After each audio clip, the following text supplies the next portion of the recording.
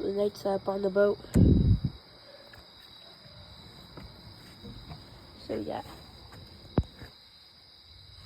these lights, like when you're standing up here, because look, when you're up here,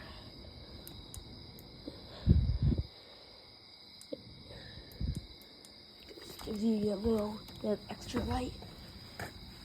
We have that other light, and we have a, yeah.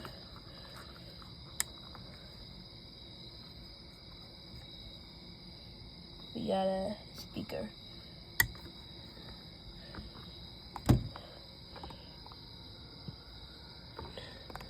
And then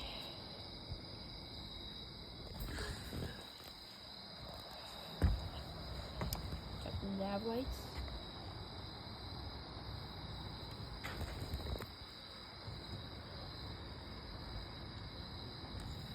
And yeah.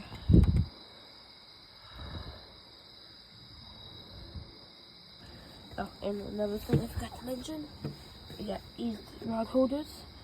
They have stuff for a knife and lures and pliers, which I think is pretty cool. And then yeah, these line up. These two don't though. But oh well. See you guys.